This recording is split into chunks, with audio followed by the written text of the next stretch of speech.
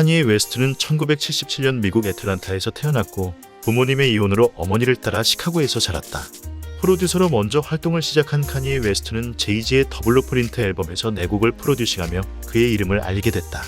이후 자신의 앨범 더 컬리지 드랍아웃을 발매하며 스타덤에 올랐고 21세기 가장 영향력 있는 음악가 중 한 명으로 꼽히는 등 음악적으로는 많은 명성을 쌓았지만 조울증 환자이며 유리 같은 멘탈을 가진 그는 어그로를 끌면서 더 유명해졌다. 생방송 인터뷰 중에 당시 대통령인 조지 부시를 향해 흑인에 관심 없다고 발언하기도 했고 인종차별의 상징과도 같은 남부연합기를 사용하면서 어그로를 끌더니 트위터에서 래퍼 위즈 칼리파한테 급발진해서 디스전을 펼치다가 개망신을 당하기도 했다. 2015년 처음으로 대통령 선거에 출마한다고 선언한 이후로 선거일만 다가오면 습관적으로 출마 선언을 한다.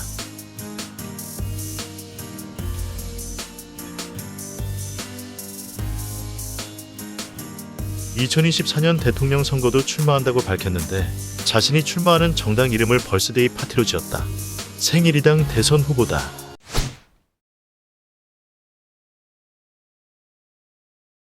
2009년 뉴욕 라디오 시티 뮤직홀에서 열린 MTV 비디오 뮤직 어워드에서 테일러 스위프트가 유빌롱투미로 여자 부분 최우수 비디오상을 수상했는데 테일러 스위프트가 소감을 말하는 도중 카니에 웨스트가 난입을 해서 비욘세가 수상을 했어야 했다고 떠들며 병크를 터뜨린다.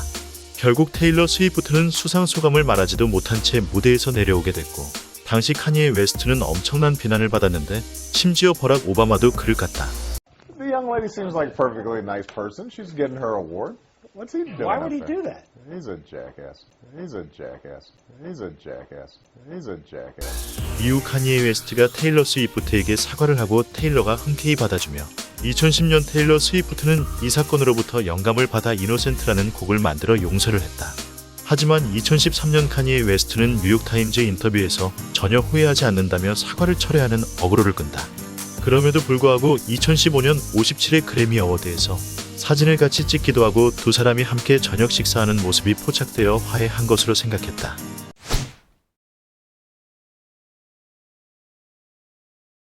(2016년) 카니에 웨스트는 또 테일러 스위프트를 건드리는데 자신의 노래 페이머스를 발표하며 상식 밖의 가사 내용으로 논란을 가져온다. 노래가 나오자마자 가사는 언론에 크게 알려졌고 엄청난 비판을 받았다. 어그로는 제대로 끌었다.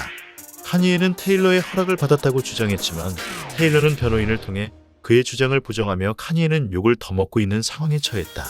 그런데 카니에의 아내 킴 카다시안이 끼어들며 테일러를 공격하기 시작했다. 킴 카다시안은 테일러가 거짓말을 하고 있다고 남편을 지지하며 카니에와 테일러가 통화하는 동영상을 스냅챗에 올렸는데 테일러가 허락을 하는 대화가 녹취된 영상이었다. 동영상에서 테일러는 카니에가 들려준 가사에 멋지고 자극적이어서 좋다며 적극적인 태도로 대화를 했다.